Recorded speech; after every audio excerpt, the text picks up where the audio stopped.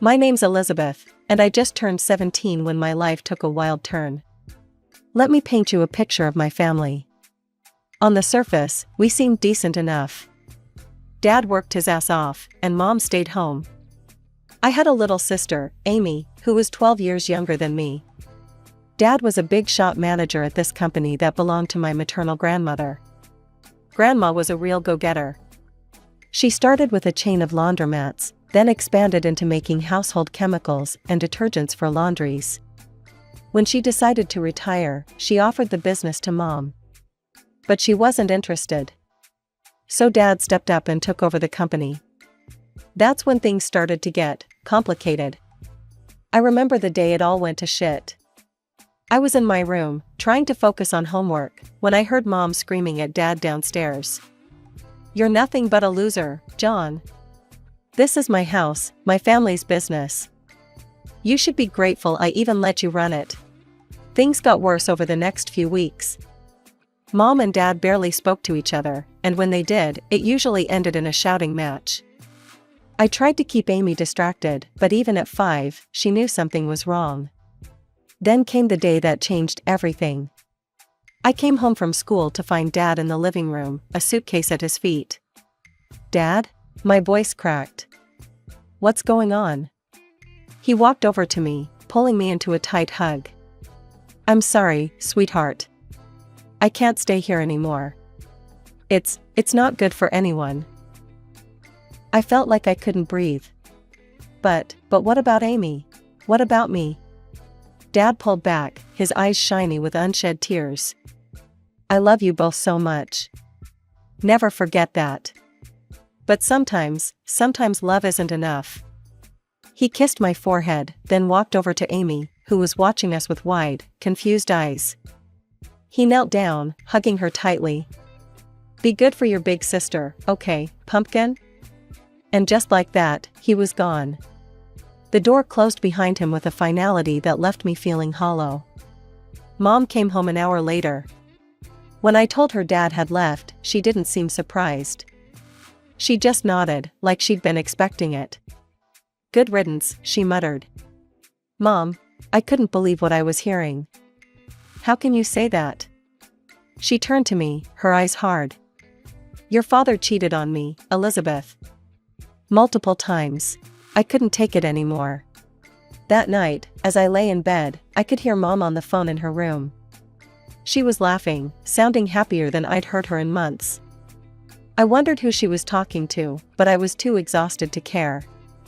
Just when I thought things couldn't get any more complicated after Dad left, Mom dropped another bombshell on us. "Girls," she announced one morning over breakfast, "I have some news. I'm getting married." I nearly choked on my cereal. "What? Mom, Dad's only been gone for 2 months." She waved her hand dismissively. "Sometimes, true love comes unexpectedly, Elizabeth. You'll understand when you're older." Robert moved in a week later. He was, okay, I guess. Tall, good-looking in that generic way that makes people say, "Oh, he seems nice." But something about him rubbed me the wrong way from the start. He made an effort with Amy, playing games with her and helping her with her homework. But with me? It was like I barely existed. Meanwhile, changes were happening at the company too. Mom had taken over after Dad left, and she brought Robert in to work with her. They seemed to make a good team, always huddled together, discussing business strategies. I tried to focus on my own life, school, friends, the usual teenage stuff. But it was hard to ignore the nagging feeling that I was becoming invisible in my own family. Things came to a head when Mom and Robert announced they were opening a new branch of the company in another city. "We're moving," Mom told me one evening. "It's a great opportunity for the business. As for you, Robert and I have been talking, and we think it might be best if you stay here."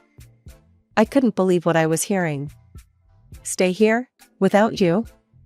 "It's just that the new house won't have much space," she explained hurriedly. "And you're almost done with school. It wouldn't make sense to transfer now, right before your exams." I felt like I'd been punched in the gut. "So where am I supposed to live? On the street?" Don't be dramatic, Elizabeth, Mom scolded. You'll stay with your grandmother. She's already agreed to it. I stormed off to my room, slamming the door behind me. As I lay on my bed, hot tears of anger and hurt streaming down my face, I couldn't help but wonder, when did I become such an inconvenience to my own mother? The next few weeks were a blur of packing boxes and tearful goodbyes, not from me, but from Amy, who didn't want to leave her friends. I helped her pack, trying to put on a brave face for her sake. Will you come visit us, Lizzie? She asked, her big brown eyes full of tears. I hugged her tightly. Of course I will, Squirt. You can't get rid of me that easily. The day they left, I stood on the porch with Grandma, watching as the moving van pulled away.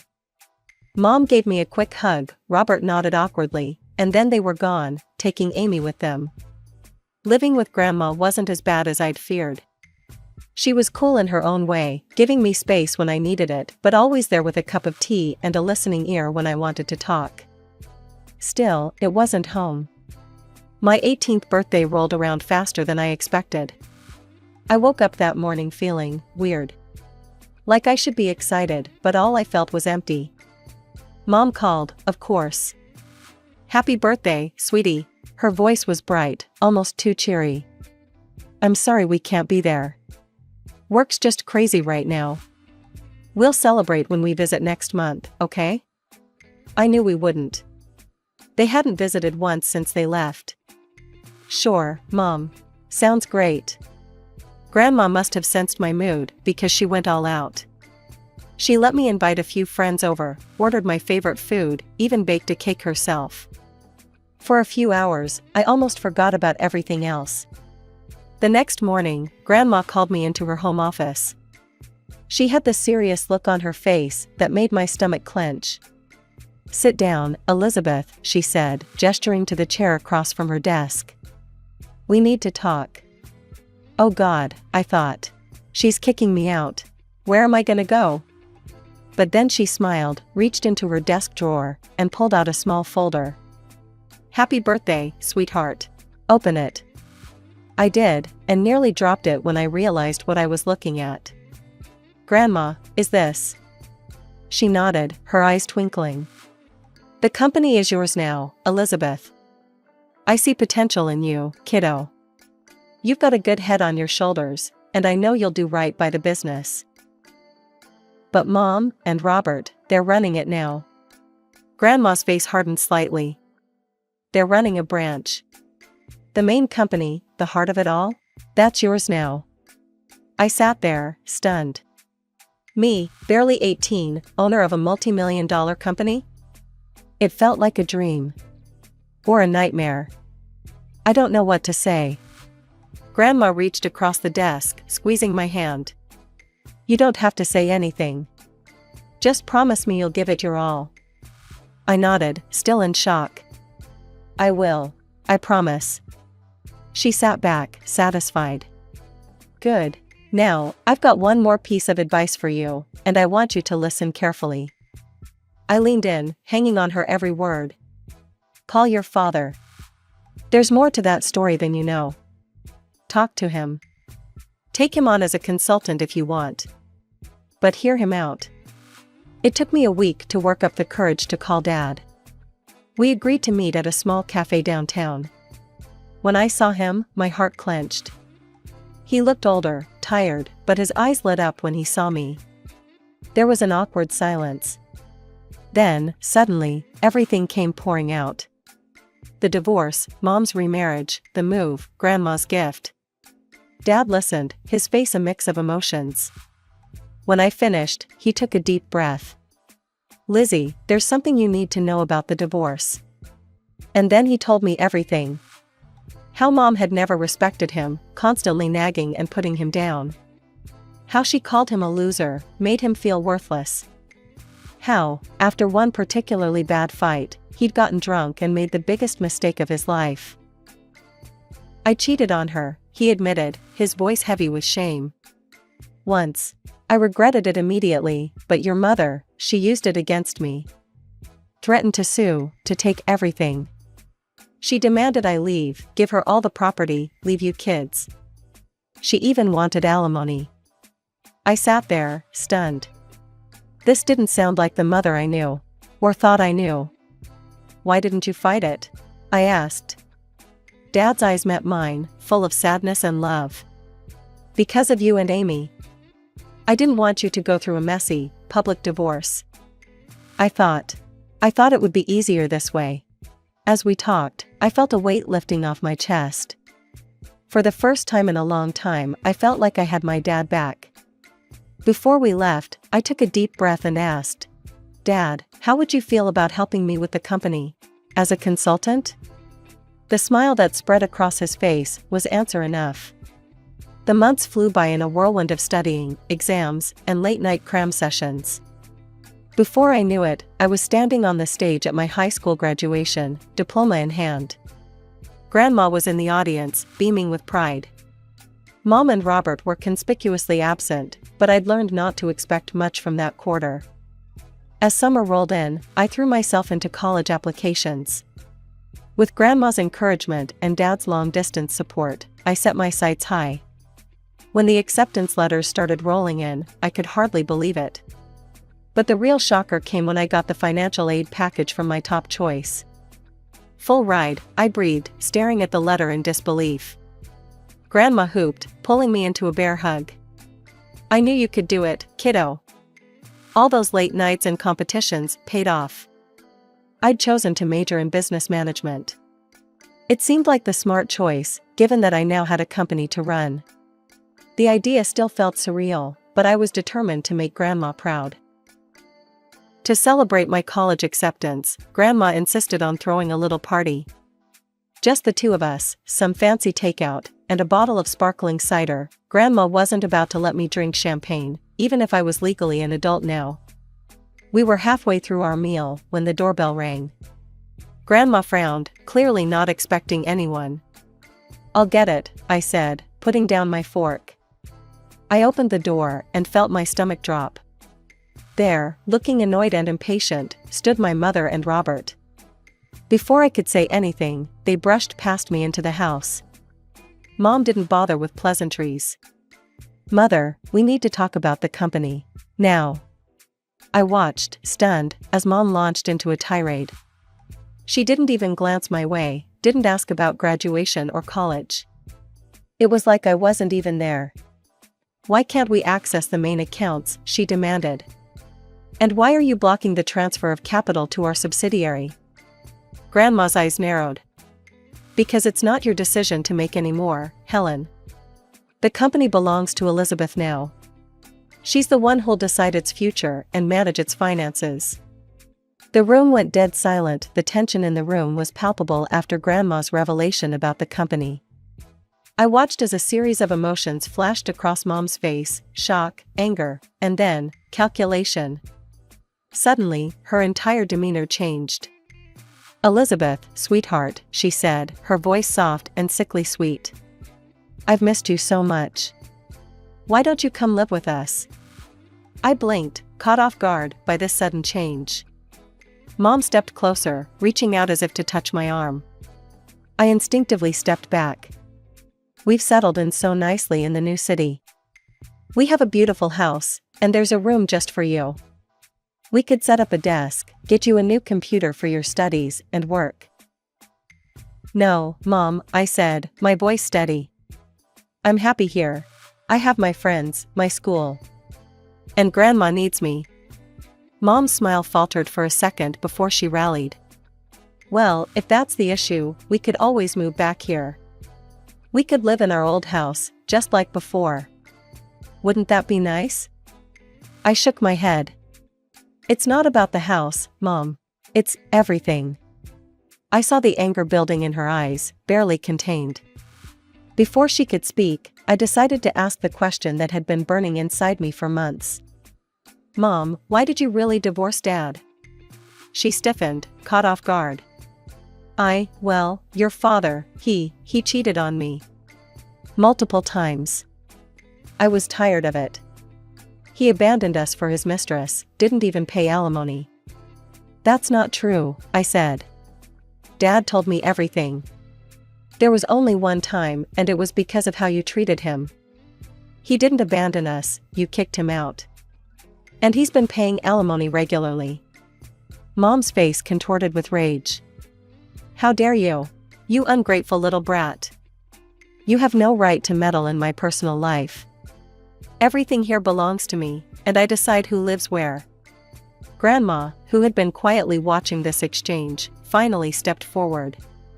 Her voice was calm but filled with a steel I'd never heard before.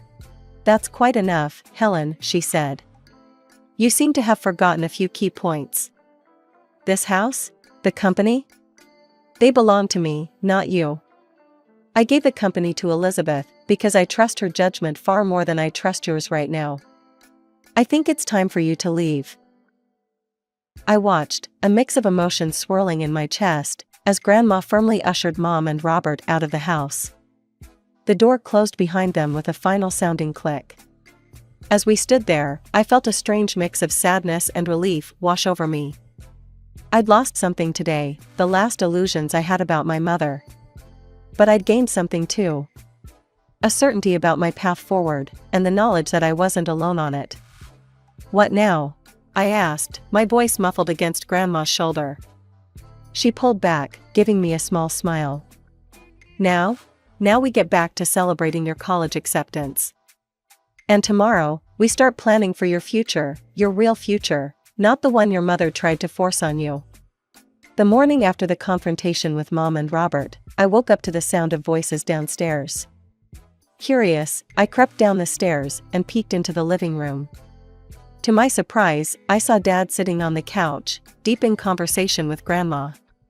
As I sat down next to them, Grandma explained why she'd called Dad over. I've been thinking about Amy, she said. Your mother, well, I'm not sure she's in the best position to care for her right now. I've suggested that your father seek custody of Amy. I felt a surge of hope. Really? Dad, are you going to do it? He ran a hand through his hair, looking both nervous and determined. Yeah, I am. It won't be easy, but Amy deserves better than what she's getting right now. I couldn't help it, I threw my arms around him. Thank you, Dad. As we pulled apart, Grandma cleared her throat. There's more, she said. I've hired a private investigator to look into your mother and Robert's affairs. Over the next few weeks, life fell into a strange new rhythm.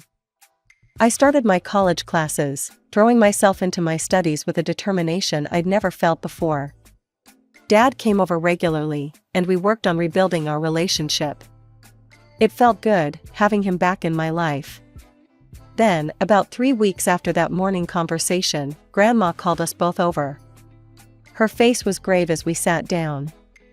The investigator's report came in, she said without preamble. And, well, it's worse than we thought. She laid out the facts, each one hitting like a punch to the gut. Mom had been cheating on Dad for years, long before the divorce.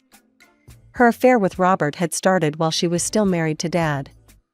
There were hotel receipts, records of expensive gifts, all painting a damning picture. But that wasn't even the worst of it. Robert is a con man, Grandma said, her voice hard. He's done this before, seducing wealthy women, convincing them to move assets around, and then disappearing with the money. I felt sick. So when they wanted to move the company's capital? Grandma nodded. Exactly. He was planning to steal it all and run. We sat in silence for a moment, each lost in our own thoughts. Finally, Grandma said that we needed to confront Mom with the truth. The meeting was set for the next day. Mom arrived at Grandma's house looking annoyed and impatient. Her expression changed to one of surprise when she saw Dad there too. What followed was one of the most painful conversations I've ever been part of. Grandma laid out all the evidence, the affair, Robert's history of fraud, his plans to steal from the company. With each revelation, I watched my mother's face, hoping to see some sign of remorse or understanding. Instead, all I saw was denial. This is ridiculous, Mom sputtered. Robert loves me. He would never. You're all just jealous of our happiness. Dad tried to reason with her. Helen, please. Look at the evidence. Think about Amy. Is this really the kind of man you want around our daughter? But Mom wouldn't hear it. She stood up, her face flushed with anger. I don't have to listen to this. Robert is a good man, and I trust him completely. You're all just trying to ruin my life. With that, she stormed out, slamming the door behind her. As we sat there, I realized something. This wasn't the end. It was just the beginning of what was sure to be a long, difficult battle. But looking at Dad and Grandma, I knew I wasn't facing it alone. The next few months were a whirlwind of legal battles and emotional turmoil. Dad, with Grandma's unwavering support and her lawyer's expertise, filed for custody of Amy. I tried to stay focused on my studies, but it was hard not to get caught up in the drama unfolding around me. The day of the custody hearing arrived, and I insisted on being there. The proceedings were grueling. Mom's lawyer tried to paint Dad as an absent father, but our lawyer came prepared. He presented evidence of Dad's consistent alimony payments, his attempts to stay in touch with us, and the stability of his current living situation. Then came the bombshell, the private investigator's report on Robert's fraudulent past and their plans to embezzle from the company. I watched Mom's face as the evidence was presented. She looked shocked, then angry, then lost. For a moment, I almost felt sorry for her. Almost. When the judge announced his decision, granting Dad full custody of Amy, I felt a mix of relief and sadness. Relief that Amy would be safe, sadness that it had come to this. As we left the courthouse, Amy in Dad's arms, Mom approached us.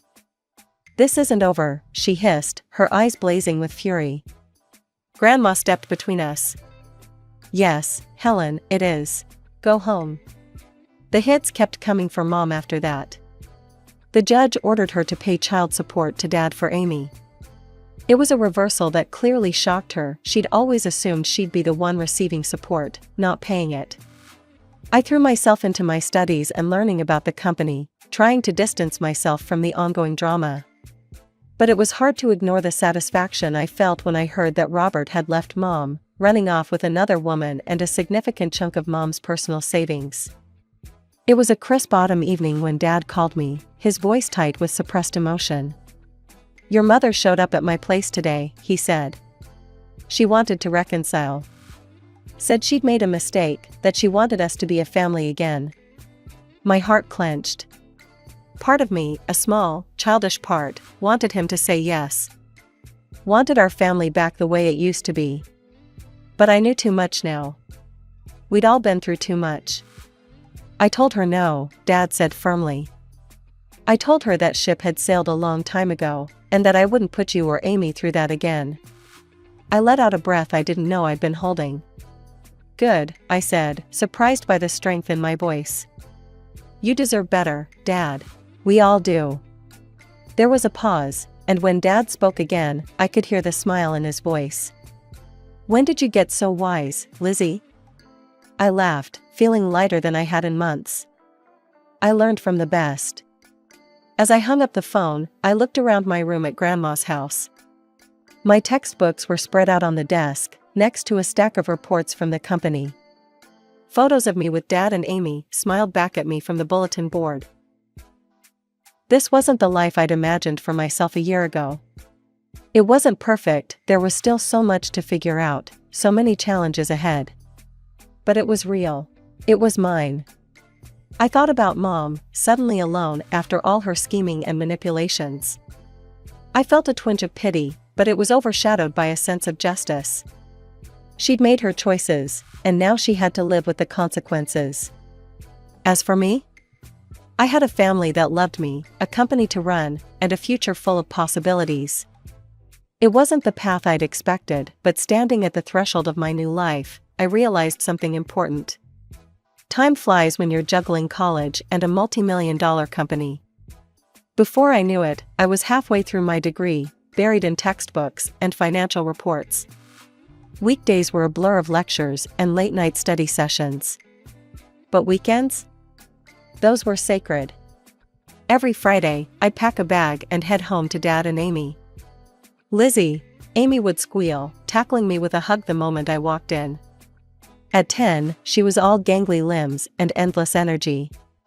Dad would emerge from the kitchen, usually wearing an apron. Just in time for dinner, he'd say with a grin. Those weekends became my anchor. We'd eat together, Amy chattering about school, Dad and I discussing the company.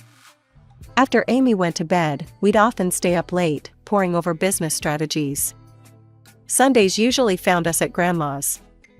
She'd cook up a storm, filling the house with the smell of roast chicken and apple pie. After lunch, we'd sit on the porch, talking about everything and nothing.